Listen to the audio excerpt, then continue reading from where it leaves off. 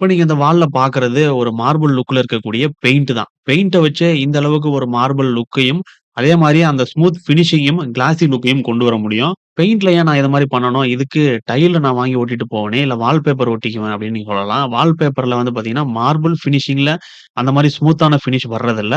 ஓரளவுக்கு ரஃப்பான பினிஷிங் தான் வருது. இருந்தாலும் அதுல ஜாயிண்ட்ஸ் தெரியும். அதே மாரி டைல் ஒட்னாலும் ஸ்மூத் அண்ட் கிளாஸி லுக் வரும். பட் டைல்ஸ்லயும் ஜாயிண்ட்ஸ் வந்து வரும். நீங்க பெரிய வால்ல ஒட்டும் பொழுது.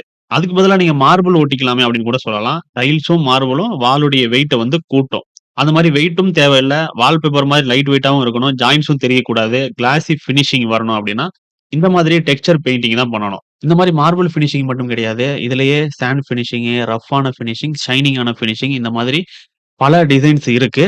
அதுல எத வேணாலும் நீங்க பண்ண முடியும். எந்த கலர்ல வேணாலும் பண்ண முடியும். இந்த பெயிண்ட் எந்த பிராண்ட் உடையது அப்படின்னு பார்த்தீங்கன்னா, ஜென்சன் அண்ட் நிக்கல்சனுடைய ஸ்பெஷல் எஃபெக்ட்ஸ் இட்டாலியன் பெயிண்ட் இதெல்லாம். இந்த மாதிரி பிரீமியம் பெயிண்ட் செக்ஷன்ல மினிமம் ஒரு குவான்டிட்டி இருக்கும். 5 லிட்டருக்கு வாங்கணும் அப்படின்னு. நீங்க சின்ன வாளுக்கு அடிச்சா பெயிண்ட் மீந்து போயிடும். அப்போ உங்களுக்கு காஸ்ட் வேஸ்ட் தான். பட் இந்த ஜென்சன் அண்ட் நிக்கோல்சன்ல நீங்க என்ன ரெக்யர்மென்ட் குடுக்குறீங்களோ, மினிமம் 50 ஸ்கொயர் ஃபீட்டுக்கு உங்க வால் இருந்தா கூட, அதுக்கான பெயிண்ட்ட மட்டும் நீங்க காசு குடுத்து வாங்குனா போதும். உங்களுக்கு வேஸ்டேஜஸ் அப்படின்றது இருக்காது. இந்த பெயிண்ட்ஸ நீங்க அவங்களுடைய வெப்சைட்டுக்கே போயிட்டு வாங்க முடியும்.